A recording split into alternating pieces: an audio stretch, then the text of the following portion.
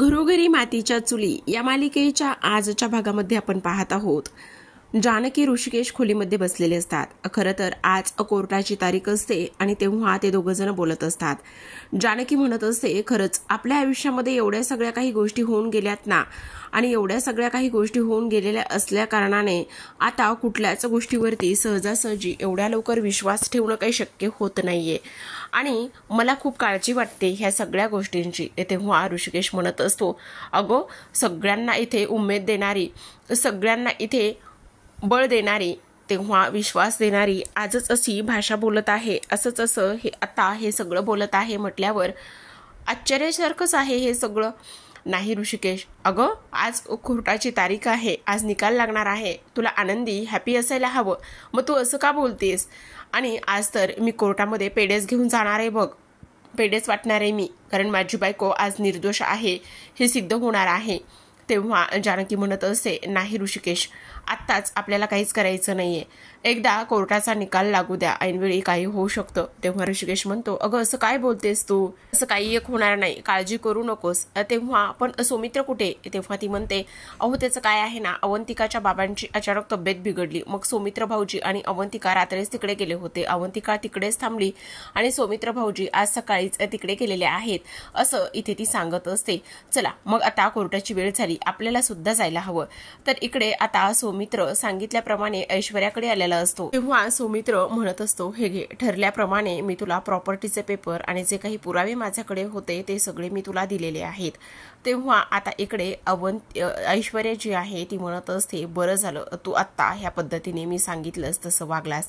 तेव्हा तो लगेचच म्हणत असतो, आत्ताच्या आत्ता अवंतिकाला माझ्यासमोर आण, मी तुला प्रॉपर्टीचे पेपर आणि पुरावे सगळं काही दिलेलं आहे.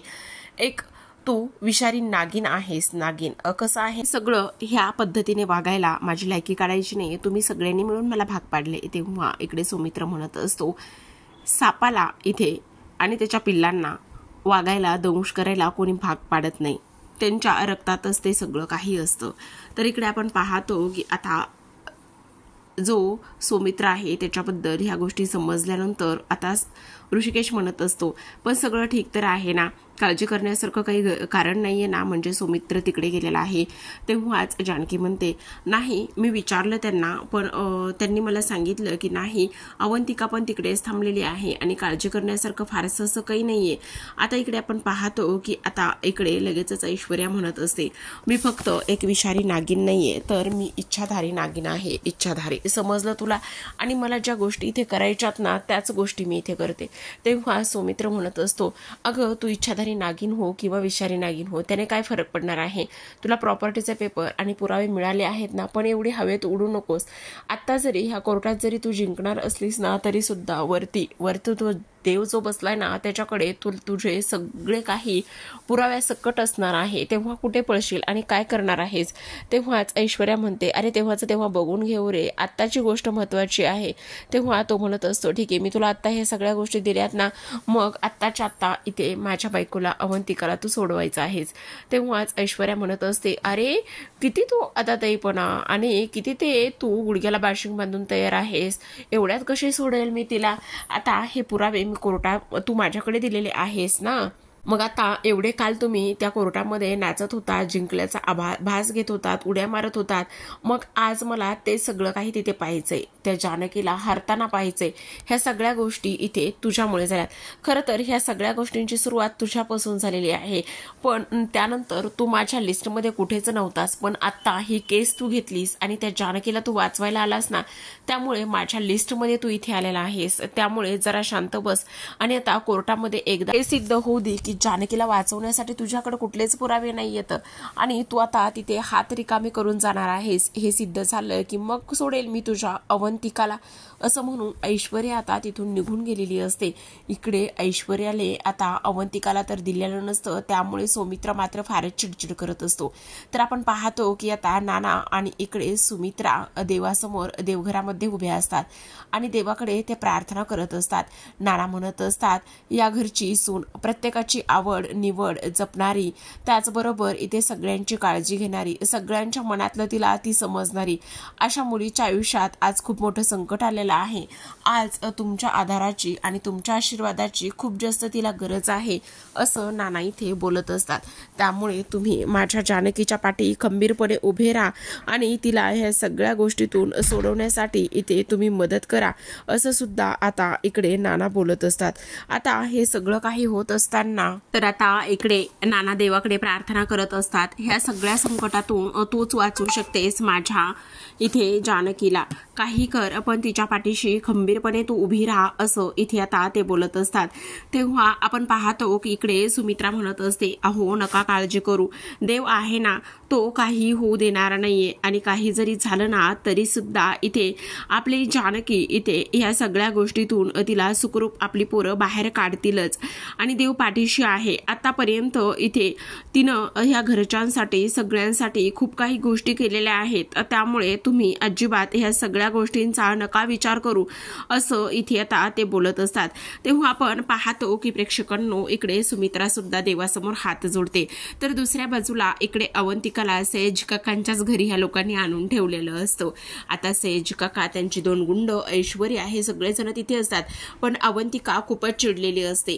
अवंतिका म्हणत असते, तुम्हाला हे सगळं करून काय मिळणार आहे, तुम्ही मला सोडा इथून, तुम्ही का माझ्या पाठी लागलेला आहात. आणि तेव्हा सयाजी काका म्हणत असतात, का पाठी लागलेला आहात म्हणजे तुला नेमकं म्हणायचंय काय, अगं तुला कळत नाही का, इथे तुझ्या नवऱ्याने माझ्या ऐशूला इथे फसवण्याचं काम केलेलं आहे आणि तो हा सगळं का कशासाठी करतोय हे तुला माहिती नाहीये का. तेव्हाच ऐश्वर्या म्हणत असते, तू नको काळजी करूस ग, अगं तुझा नवरा एवढा निर्दयी नाहीये की तो तुला सोडवण्यासाठी काहीच हालचाल करणार नाहीये, तुला पण मी सोडवणारच आहे, तू नको काळजी करूस. इकडे मात्र लगेचच आता जी कावेरी आहे ती आवाजूनच पाहत असते, कारण रणदिव्यांच्या प्रॉपर्टीचे पेपर आणि पुरावे इकडे आता ऐश्वर्या घेऊन आलेली असते. इकडे ती म्हणत असते, डॅडा तुम्ही नका काळजी करू, आता आपल्याला जे काही हवं होतं ते सगळं काही इथे मिळालेलं आहे, आपल्याला ते प्रॉपर्टीचे पेपर वगैरे ते सगळं मिळालेलं आहे. मग आता हिला फक्त आपल्याला कोर्टातून जाऊन येईपर्यंतच इथे जवळ ठेवायचं आहे. एकदा का हे सगळे प्रॉपर्टीचे पेपर मिळाले आणि आपण कोर्टामध्ये जाऊन हे सगळ्या गोष्टी सांगितल्या की मग झालं तर.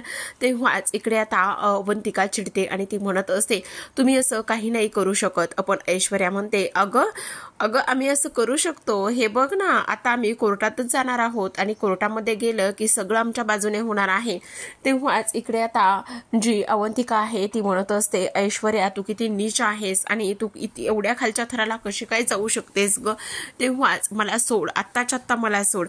तेव्हा इकडे आता ऐश्वर्या म्हणत असते, अगं तू वेडी आहेस का, अगं तुला वाचवण्यासाठी तुझ्या नवऱ्याने एवढं सगळं काही केलेलं आहे आणि इथे मी तुला सुद्धा सोडणारच आहे ना, पण आत्ता नाही, एकदा का मी कोर्टात जाऊन आले ना तर मग सोडणार आहे. तेव्हाच इकडे आता अवंतिका म्हणत असते, आता जरी हे पेपर आणि हे पुरावे तुझ्याकडे त्याने दिलेले असले ना तरी सुद्धा इकडे जानकी वहिनी ह्या कोर्टातून नक्कीच सुटतील आणि तू काळजी करू नकोस, तुझ्या पापांचा घडा इथे लवकरच भरणार आहे असं सुद्धा आता इथे तिला बोललेलं असतं. डॅडा इथे वेळ वाया घालवायचा नाही, आपल्याला आत्ताच्या आत्ता आपल्याला कोर्टामध्ये जायचं आहे. ऐशू चल आपल्याला कोर्टात जायचंय आणि काय हो तुम्ही जरा लक्ष ठेवा, नाही तर नाही त्या गोष्टी इथे करत बसू नका, समजलं. असं म्हणून आता त्या गुंडांकडे सुद्धा इथे सयाजी काका लक्ष ठेवायला सांगत असतात. तर आपण पाहतो की आता सयाजी काका आणि ऐश्वर्या कोर्टामध्ये जायला निघालेले असतात. तर आता हे लोक कोर्टामध्ये गेलेले असतात आणि तेव्हाच इकडे आपण पाहतो की कावेरी जी आहे ती इथे ऐश्वर्याकडे येऊन बसते. कावेरी ऐश्वर्याकडे येऊन बसल्यानंतर आपण पाहतो ती तिला समजावण्याचं काम करत असते. ती म्हणत असते, हे बघ अवंतिका तू अजिबात इथे काळजी करू नकोस आणि काळजी करण्याची काहीच गरज नाहीये, कारण इथे आता सगळ्या गोष्टी व्यवस्थित होतील आणि ह्यांच्या सुद्धा पापांचा घडा हा नक्कीच भरलेला आहे. मी आहे ना, तू नको बाळा, अवंतिका बाळा तू नको काळजी करू असं आता कावेरी तिला समजावून सांगत असते. तर आता इकडे आपण दुसऱ्या बाजूला पाहतो की आता जवळपास सगळेजण कोर्टामध्ये येऊन पोहोचलेले असतात. आता कोर्टाची हिअरिंग सुरू असते.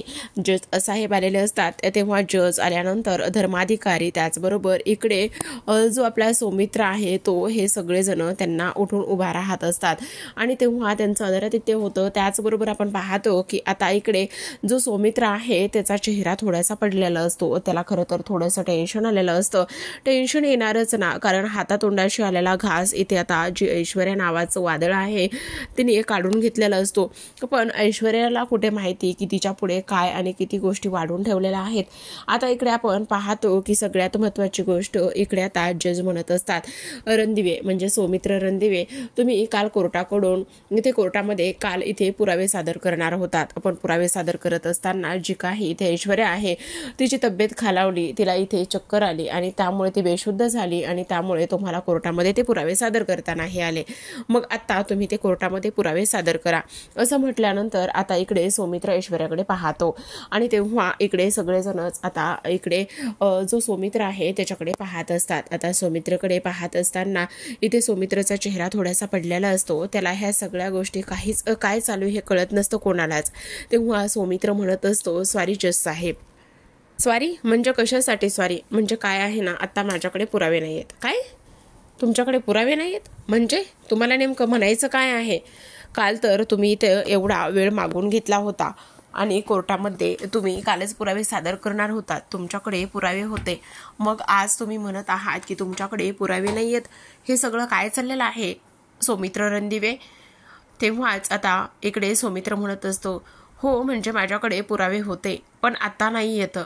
आता नाही येत म्हणजे नेमकं काय म्हणायचं काय आहे तुम्हाला? आता कोर्टामध्ये चर्चा सुरू असते, कारण जो इकडे सौमित्र आहे तो ह्या पद्धतीने बोलतोय आणि सगळेजण त्याचं ऐकून घेत आहेत. तेव्हा इकडे आता हसायला लागलेले असतात. पण इकडे मात्र जानकीला खूपच मोठा धक्का बसतो. हे सगळं काय आहे?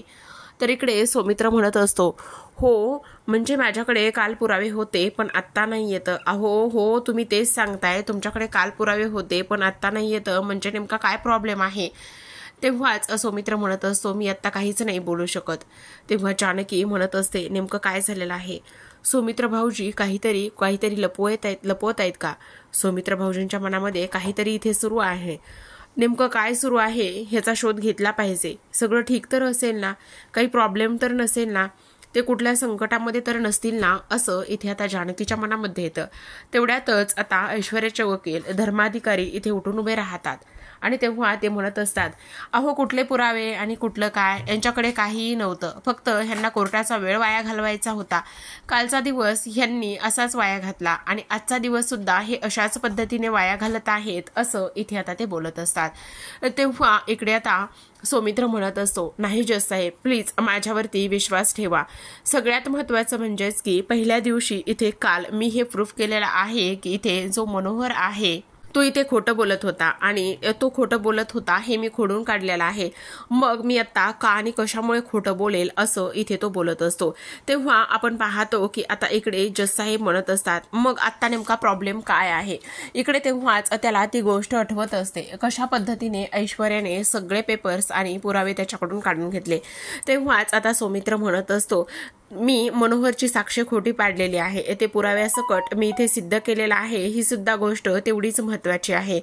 हो ते सगळं तुम्ही सिद्ध केले. पण इकडे लगेचच अपोजिट धर्माधिकारी वकील उठून उभे राहतात आणि ते म्हणत असतात, ह्या सगळ्या गोष्टी त्यांनी ह्या पद्धतीने केलेल्या आहेत. तर मग मला एक गोष्ट सांगा, हे सगळं असं कसं होऊ शकतं? म्हणजे मला एक गोष्ट सांगा, यांनी काल मनोहरची खोटी साक्ष यांनी हाणून पाडलेली आहे. पण आज हे फक्त आणि फक्त कोर्टाचा वेळ वाया घालवत आहेत. असं होता कामा नये, कारण आत्ताच्या आत्ता काहीतरी निर्णय घेतला पाहिजे. आपण कोर्टामध्ये हे फक्त आणि फक्त टाइमपास का करतायत असं धर्माधिकारी बोलत असतात. जर तुमच्याकडे पुरावेच नव्हते, कालही त्यांच्याकडे पुरावे नव्हते, फक्त त्यांनी वेळ वाया घातला आहे आणि आजही त्यांच्याकडे कुठलेच पुरावे नाहीयेत. मग जर पुरावे असतील तर त्यांनी ते कोर्टामध्ये सादर करावे ना? का शांत बसलेले आहेत इथे? सौमित्र रणदिवे बोला ना, का शांत बसलेला आहात तुम्ही? काल तर नाही ते आरोप इथे तुम्ही करत होता, मग आज तुमच्याकडे कुठलेच पुरावे कसे काय नाहीयेत असं इथे आता ते बोलत असतात. आता अजिबात ह्यांना वेळ द्यायची नाहीये. जरी काल ह्यांनी मनोहरचं बोलणं खोडून पाडलेलं असलं तरी सुद्धा नाही. पण इकडे सौमित्र मात्र हतबल झालेला असतो. तो म्हणत असतो, माझी कोर्टाला एक खूप महत्त्वाची आणि एक रिक्वेस्ट आहे. मी काल मनोहरचं सगळं बोलणं इथे खोडून पाडलेलं आहे किंवा त्याची साक्ष इथे खोटी आहे हे मी सिद्ध केलेलं आहे, ते सुद्धा अगदी पुराव्यानिशी. त्यामुळे प्लीज कोर्टाने मला थोडासा वेळ द्यावा, मी हे सुद्धा सिद्ध करणारच आहे. तेव्हाच इकडे आता जज साहेब बोलत असतात. तर धर्माधिकारी वकील म्हणतात नाही, आता अजिबात त्यांना वेळ द्यायची नाहीये. पण इकडे हे सगळं बोलणं सुरू असताना आता इकडे जज साहेब म्हणतात खरं तर काल सौमित्रने जी मनोहरची साक्ष आहे ती खोटी आहे हे सिद्ध केलेलं आहे. त्यामुळे आतापर्यंत दाखवलेले पुरावे त्यांचे खोटे नव्हते तर ते अगदीच बरोबर होते. हा कोणाच्या तरी जीवाचा प्रश्न आहे असं इथे जज साहेब बोलत असतात. त्यामुळे मला असं वाटतंय की आपण ह्यांना पुन्हा एक दिवस आणि एक वेळ द्यायला हवी असं जज साहेबांचं म्हणणं असतं. आता पुन्हा याला सौमित्रला एक दिवस आणि एक वेळ मिळाल्यामुळे आता पुन्हा यांना राग आलेला असतो. ती लोक विचार करतात ह्या सगळ्या गोष्टी काय आहेत, अशा पद्धतीने नाही व्हायला पाहिजे हे सगळं कशामुळे असा इथे ते विचार करत असतात. ऐश्वर्याला चांगलाच राग आलेला असतो. पण इकडे मात्र जानकीच्या मनामध्ये प्रश्नांचं काहूर माजलेलं असतं. ती विचार करत असते नाही, सौमित्र भाऊजी असं एवढा हलगर्जीपणा ते करूच शकत नाहीत. काल त्यांच्याकडे पुरावे होते, मग आज त्यांच्याकडे पुरावे कसे काय नाही येतं, काय चाललेलं काय असेल असं इथे ते बोलत असतात. आता कोर्ट हे उद्या भेटेल असं सांगण्यात येतं आणि तेव्हा ऐश्वर्या आणि सयाजीला थोडंसं बरं वाटत असतं. कारण ऑलरेडी तर पुरावे ह्यांच्या हातामध्ये लागलेले असतात आणि तेव्हा इथे कोर्टाने आता उद्याची जरी वेळ दिलेली असली तरी सुद्धा ही लोक काहीच करू शकणार नसतात. कारण ऑलरेडीच आता यांच्याकडे सगळ्या गोष्टी असतात आणि ऑलरेडी यांच्याकडे सगळ्या गोष्टी असल्या कारणाने आता मात्र इकडे हे सगळं काय आहे असा विचार इकडे करतात. तर जो सारंग आहे तो इकडे ऋषिकेशला बोलत असतो. तो म्हणत असतो दादा ह्या सगळ्या गोष्टी काय आहेत असं इथे नाही होऊ शकत वगैरे वगैरे. हे बघ सारंग, आत्ता ही बोलण्याची वेळ नाहीये. आत्ता आपण बाहेर आहोत आणि कोर्टामध्ये आपण इथे नाही बोलू शकत. आता लगेचच ते सगळी लोक बाहेर पडतात आणि बाहेर पडल्यानंतर इथे आता ऋषिकेश जो सौमित्र आहे त्याला विचारत असतो खरं खरं सांग काय झालेलं आहे आणि तू आमच्यापासून काही लपवत आहेस का सौमित्र, असे कसे पुरावे, कुठे गेले, काय झाले. तेव्हा इकडे जानकी सुद्धा म्हणत असते हो सौमित्र भाऊजी काय झालेलं आहे खरं खरं सांगा. तेव्हाच आता सौमित्र म्हणत असतो काय झाले ना, पुरावे माझ्याकडे कुठे सापडत नाहीयेत. म्हणजे कुठे सापडत नाहीयेत म्हणजे बहुतेक मी घरातच ठेवले होते, मग घरातच पुरावे नाहीयेत, ते कुठे गेले काय गेले हे मला काहीच माहिती नाही. तेव्हा जानकी म्हणत असते असे कसे घरातून पुरावे कुठे जातील. तेव्हा आता तो म्हणत असतो नाही मला आता काहीच नाही बोलायचं. असं कसं नाही बोलायचंय असं इथे आता ते बोलत असतात. काय झालेलं आहे सौमित्र भाऊजी, सगळं ठीक आहे ना. तेव्हाच इकडे आता ते म्हणत असतात हो सगळं ठीक आहे, पण सगळ्यात महत्त्वाची गोष्ट म्हणजेच की आता ते पुरावे माझ्याकडे नाहीयेत, मला ते पुरावे शोधावे लागतील, माझ्याकडून ते पुरावे हरवलेले आहेत. इकडे असं म्हणून आता मला घरी जायचे आणि घरी माझं खूप महत्त्वाचं काम आहे असं म्हणून आता सौमित्र सरळ सरळ तिथून निघून जात असतो. इकडे सौमित्र निघून गेल्यानंतर ऋषिकेश आणि जानकीला खूपच मोठा प्रश्न पडलेला असतो. तर आपण पाहतो की आता ती लोक सुद्धा घरी जातात. तर इकडे ऐश्वर्या आणि सयाजी तिथेच त्याच कोर्टाच्या आवारामध्ये बाहेर असतात. आता ही लोक तिथेच बाहेर असताना मात्र इकडे लगेचच ॲडव्होकेट ऐश्वर्याचं भरभरून कौतुक करत असतात. ते म्हणत असतात वा वा वा वा ऐश्वर्या मॅडम, आज तुम्हाला तर मानलं पाहिजे, म्हणजे तुम्ही असा सिक्सर मारलेला आहे ना, तुम्ही ते प्रॉपर्टीचे पेपर आणि पुरावे तुमच्याकडे मिळून खरंच खूप मोठी कमाल केलेली आहे. हे सगळं तुम्ही घडून आणलं कसं. तेव्हाच आता इकडे ऐश्वर्या म्हणत असते प्रॉपर्टीचे पेपर मी मिळवलेत, पण मला फक्त आणि फक्त इथे सगळ्या रणदिव्यांना इथे रस्त्यावर आणायचं आहे आणि इकडे त्या जानकीला चांगलाच धडा शिकवायचा आहे. ह्या सगळ्या गोष्टी मला इथे करायच्या आहेत आणि म्हणूनच मी हे सगळं काही केलेलं आहे असं इथे आता ती बोलत असते. तर आपण पाहतो की इकडे आता जो सयाजी काका आहे किंवा ऐश्वर्या आहे त्यांच्या माणसांनी इकडे आता अवंतिकाला इकडे आशीर्वाद बंगल्यासमोर गाडीतूनच फेकून दिलेलं असतं आणि ती खाली पडलेली असते. तिच्या हाताला थोडंसं लागलेलं असतं, रडत असते. तेवढ्यातच आता सुमित्रा ह्या सगळ्या गोष्टी पाहत असते आणि सुमित्राने हे सगळं पाहिल्यानंतर आता लगेचच ती धावत जाते आणि सौमित्रला आणि नानांना आवाज देते. आता सौमित्र धावतच येतो आणि पडलेल्या अवंतिकाला तो धरतो, उचलून घेतो आणि लगेचच मिठी मारत असतो. आणि तेव्हा अवंतिका तू ठीक तर आहेस ना, तू बरी तर आहेस ना, असे प्रश्न आता इथे तो तिला विचारत असतो. तर इकडे आपण पाहतो की आता उद्याचा फक्त एक दिवस आणि उद्या आता काहीच होणार नाही. फायनली त्या इकडे जानकीला इथे शिक्षा होऊ शकते असं इथे ती लोक बोलत असतात. तर प्रेक्षकांनो आजच्या भागामध्ये एवढंच. उद्याचा भाग खूपच इंटरेस्टिंग होणार आहे. कारण उद्याच्या भागामध्ये सगळ्यात महत्त्वाची गोष्ट म्हणजेच की आता इकडे सगळेजण घरी आलेले असतात आणि सगळेजण घरी आल्यानंतर आपण पाहतो की आता इकडे सौमित्रेला विचारत असतात कुठे आहेत पुरावे आणि घरात कुठे आहेत. तेव्हा इकडे आता जो सौमित्र आहे तो अवंतिकाच्या डोळ्यात डोळे घालून पाहतो आणि तिला वेगळ्याच नजरेने सांगण्याचा प्रयत्न करत असतो की आता माझ्याकडे कुठलेच पुरावे नाही आहेत. तेव्हा इकडे अवंतिकाला सगळ्या गोष्टींचा अंदाज येतो आणि आता अवंतिका विचार करत असते हे सगळं काय आहे. तर आपण इकडे दुसऱ्या बाजूला पाहतो की आता इकडे जानकी आणि इकडे ऋषिकेश बोलत असतात. तेव्हा इकडे सौमित्र असं कसा वागू शकतो. तेव्हा जानकी म्हणत असते मला कळत नाही पण सौमित्र भाऊजी आपल्या सगळ्यांपासून काहीतरी लपवत आहेत हे मात्र नक्की आहे. तेव्हाच आता इकडे ऋषिकेश म्हणत असतो आतापर्यंत सौमित्र असा कधीच वागला नाही मग आत्ताच तो असा का वागत आहे असा प्रश्न ह्या दोघांना सुद्धा पडलेला असतो. तर आता जानकी ह्या सगळ्या प्रश्नांचं उत्तर लवकरच शोधून काढणार असते. पाहूयात उद्याच्या भागात.